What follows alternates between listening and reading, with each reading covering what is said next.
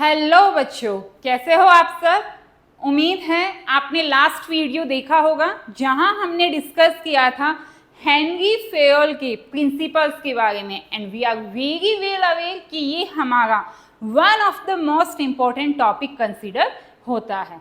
तो एक बार ये सारे प्रिंसिपल्स जो 14 प्रिंसिपल्स हमने हमारे लास्ट वीडियो में डिस्कस किए थे, आज हम बात करेंगे इन 14 प्रिंसिपल से रिलेटेड जो केसेस है उनको कैसे सॉल्व करें। ऐसे क्या ट्रिकी वर्ड्स होते हैं, अगर हमें वो दिमाग में आ जाएंगे तो हमारा आंसर एग्जैक्टली करेक्ट होगा। तो चलो शुरू करते हैं आज का हम ये हमारा video with the case study part. तो सबसे फर्स्ट केस है हमारे पास this one.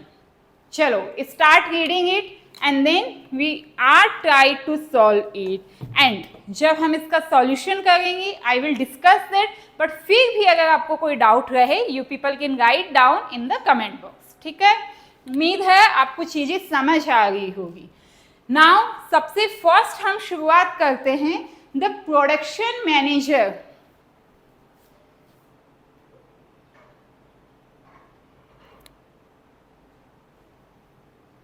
Production manager of Hirsch Limited instruct a salesman to go slow in selling the product, whereas the marketing manager is insisting on fast selling. Which principle of management is being violated? दो manager है, अलग अलग बात बोल रहे हैं। Salesman को जो प्रोडक्शन मैनेजर है वो कुछ और बोल रहा है, जो मार्केटिंग मैनेजर है वो कुछ और बोल रहा है। तो क्या होगा, सेल्समैन कंफ्यूज हो जाएगा, उसे समझ नहीं आएगा किसकी बात माननी है और किसकी बात नहीं माननी है। तो इसीलिए कौन सा प्रिंसिपल वायलेट हुआ है, जहां पर यूनिटी ऑफ कमांड नहीं है। हमने एक प्रिंसिपल पढ़ा था unity of command. What does it mean? एक पर्सन को एक पर्सन से ही क्या मिलना चाहिए, इंस्ट्रक्शन मिलने चाहिए। और यहाँ पे मल्टीपल से मिल रहा है, पर्सन कंफ्यूज हो रहा है, काम ठीक से नहीं हो पाएगा। क्लियर है? देन आता है हमारे पास next, that is Kanika and Priyanka are typist in a company having same educational qualification. ठीक है, Kanika is getting 16,000 and Priyanka is getting 10,000 for the same work. Which principle of management is violated in this? कौन सा principle follow नहीं हुआ है? इसके लिए जैसा मैंने बोला था, पहले पूरा वीडियो देखना 14 प्रिंसिपल्स का। Once you start learning the principle आपको कोई दिक्कत नहीं होगी, you will easily identify. Same काम के लिए अलग अलग मिल रहा है, इसका मतलब क्या होगा, discrimination.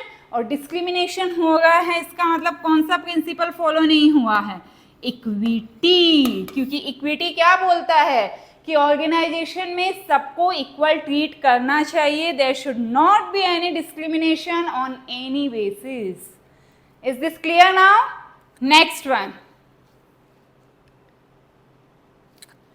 Rishabh, a manager very often speak to the people at all the levels, okay, passing on instruction regarding his department and also the other departments.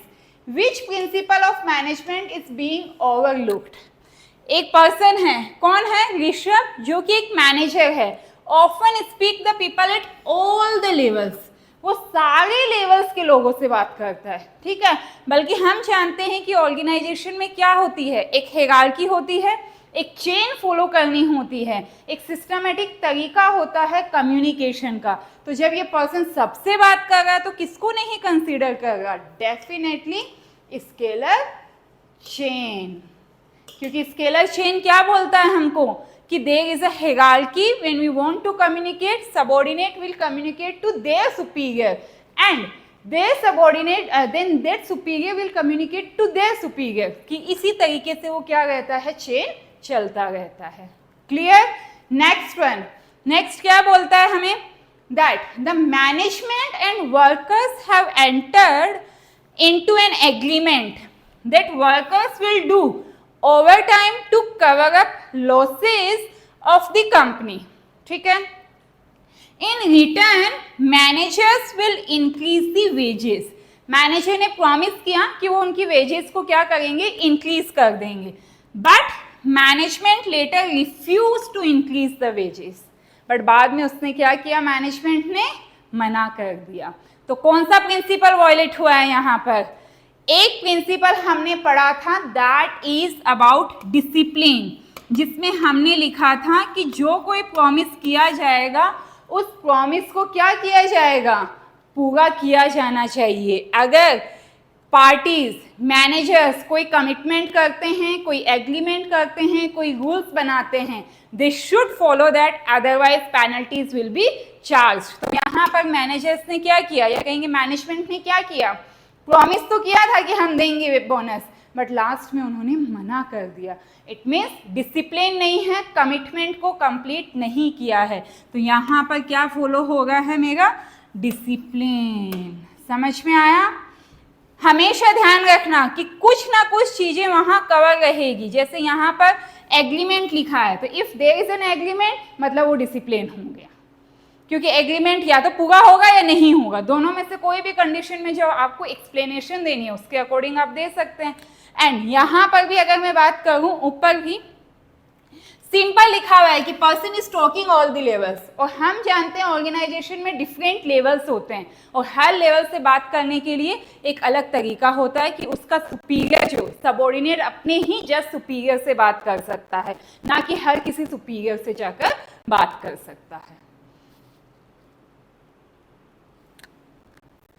थोड़ा सा कहेंगे लेंदी है, लग रहा होगा, क्योंकि डेफिनेटली एग्जाम में भी आपके पास इसी तरीके के लंबे लंबे पैसेज होंगे। तो क्यों ना हम अभी आदत डालें इन पैसेजेस को रीड करने की, जो हमारी हेल्प करेंगे टॉपिक को समझने में। Sonia limited was engaged in a business of manufacturing, later its business was expanding due to increase demand. Okay, the competition was very increasing. Order to keep its market share intact, the company directed its workforce to work overtime, but this resulted in many problems. क्या क्या problems I? Due to increased pressure of work, the efficiency of workers declined. Sometimes the subordinates had to work for more than one superior. The workers were becoming indisciplined. The spirit of teamwork, which has been characterized the company previously, had begun to wane. क्या क्या problem हो गई थी? Workers को बहुत सारे मतलब superior मिल गए थे, एक से ज़्यादा वर्कर्स डिसिप्लिन नहीं थे, टीम स्पिरिट में काम नहीं हो रहा था। Identify any 3 principles of management which were being violated.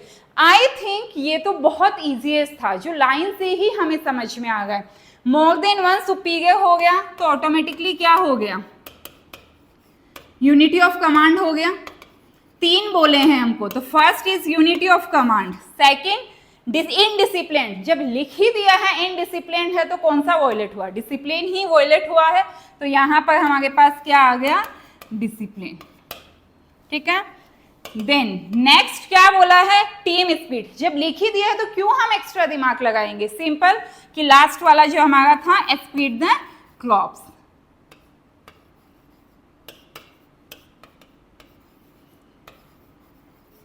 ये 3 प्रिंसिपल्स जो है हेनरी फेवल के, वो यहां पर क्या हुए हैं, वॉयलेट हुए हैं। Clear? Yes, this one is कहेंगे थोड़ा सा बिग भी है और काफी चीजें इसमें इंक्लूडेड भी है। एक समरी में समझा देती हूँ कि क्या बोल रहा है इसमें, कि Radhika opens a jewelry showroom in Jaipur after completing the course in jewelry. She has employed 11 person in her showroom. Okay, for greater productivity, she divides the works into small tasks. उसने चीजों को क्या कर दिया, हमने पढ़ा था डिवीजन ऑफ वर्क, ठीक है, अभी पहले नहीं समझते हैं, चलो। The sales person are allowed to close a deal with buyer giving a maximum of 10% discount, where is decision to give any further discount Radhika as a final authority. ठीक है, in earlier days starting of business 5 of her employees were asked to put in extra hours for the work. In return, she had promised, वापस agreement आ गया है, to give them a special incentive. After 6 months, when business was doing very well, she awarded cash bonus to each employee.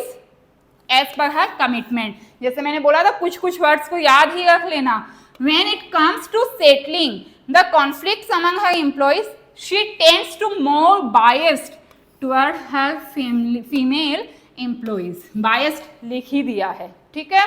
अब पढ़ते हैं हमारे question क्या बोलता है। Identify and explain various principle of management that are being applied by Radhika. Radhika कौन कौन से प्रिंसिपल्स को अप्लाई कर रही है? तो सबसे पहले she is dividing the task, तो क्या हो जाएगा? Division of work.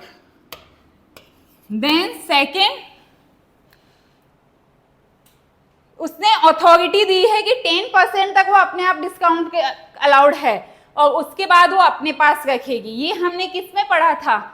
Centralization and decentralization, कि कुछ पावर को अपने पास रखना और कुछ पावर को डिस्पर्स कर देना, वही किया है। तो इसीलिए सेंट्रलाइजेशन एंड डिसेंट्रलाइजेशन। देन उसने प्रॉमिस किया अपने वर्कर्स को बोनस देने के लिए, जो उसने दिया भी। तो यहां पर उसने क्या फॉलो किया? Again discipline. आई थिंक यहां तक तीनों क्लियर हो गए कि कौन से प्रिंसिपल्स उसने फॉलो किए हैं। अब हम बात करते हैं identify and explain the principal of management which is being violated. एक लास्ट लाइन पढ़ी थी ना कि वो बायस थी अपने फीमेल वर्कर्स को लेकर, तो वो क्या हो गया? इक्विटी। जहां पर उसने क्या किया है? डिस्क्रिमिनेशन किया है मेल और फीमेल वर्कर्स में। तो जो इक्विटी रूल है या कहेंगे प्रिंसिपल है, उसको उसने फॉलो नहीं किया। State any one effect. अब उसने जो डिस्क्रिमिनेशन किया फीमेल और मेल वर्कर्स के बीच में, उसका उसके ऑर्गेनाइजेशन पे क्या इम्पैक्ट पड़ेगा? Violation of the principle. Definitely male workers will not satisfy. इसको अब आपको अपने माइंड से इतना तो हम लिख सकते हैं जब चीजें हमें समझ आ गई। तो क्या लिखना होगा कि male workers will definitely dissatisfied, they will feel demotivated, क्योंकि उनके पास कोई रीजन ही नहीं रहेगा कि उन्हें ज़्यादा या एक्स्ट्रा वर्क करना चाहिए, because they are very well aware कि जो हमारी मैनेजर है वो तो क्या है? बायस्ड है फीमेल वर्कर्स को लेकर। समझ में आया? तो कुछ कुछ वर्ड्स आपको क्लियर समझ आ गए। टास्क को डिवाइड करना, सेंट्रलाइजेशन, डिसेंट्रलाइजेशन, डिसिप्लिन, इक्विटी, बस एग्जैक्ट पॉइंट को आइडेंटिफाई करना है और उसकी 2 लाइन 3 लाइन्स में एक्सप्लेनेशन देनी है।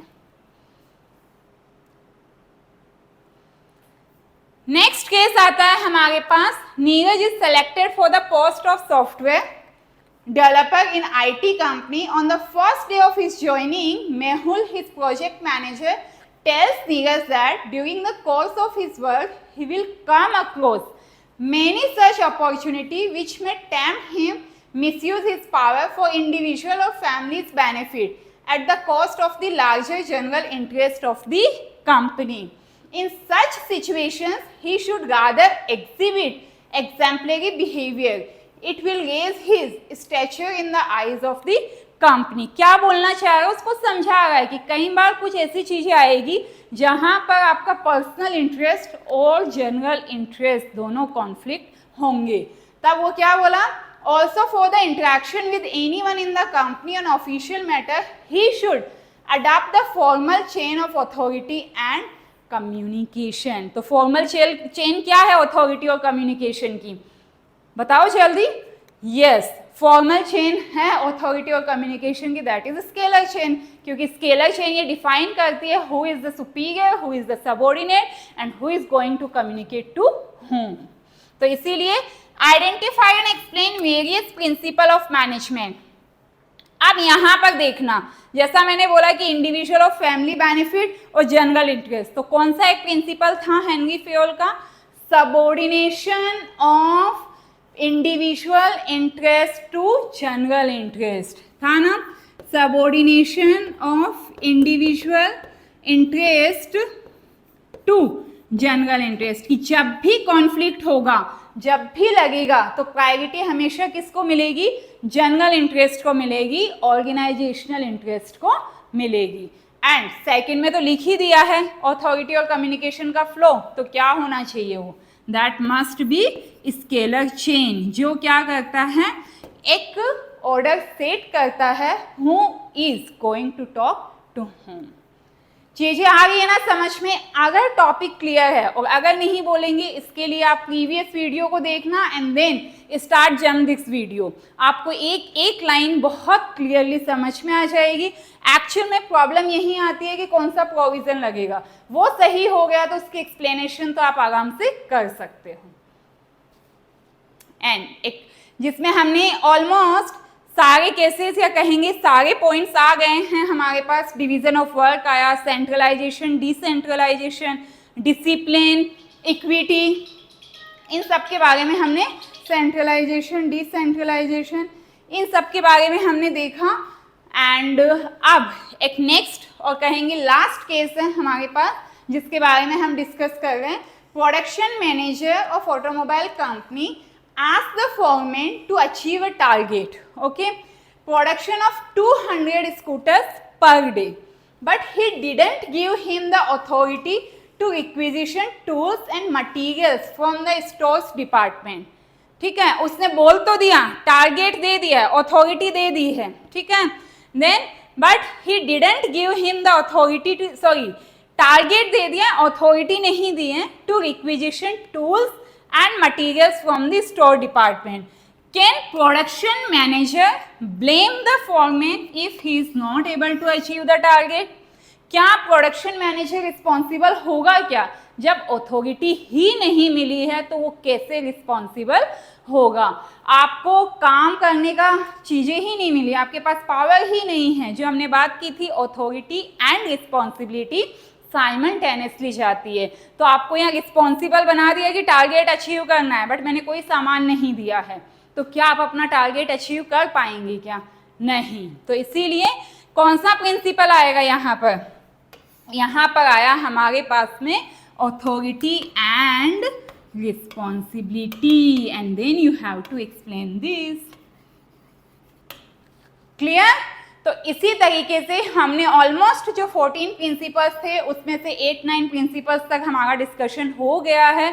Scalar chain, team work, centralisation, decentralisation, discipline, authority and responsibility, division of work. Now I hope Henry Fayol's principles are clear to everyone, but still if you people have any doubt and want to ask in detail more and more, you people can write down in the comment box and subscribe the channel so that you will able to understand and you will learn all your business studies of class 12th. Thank you.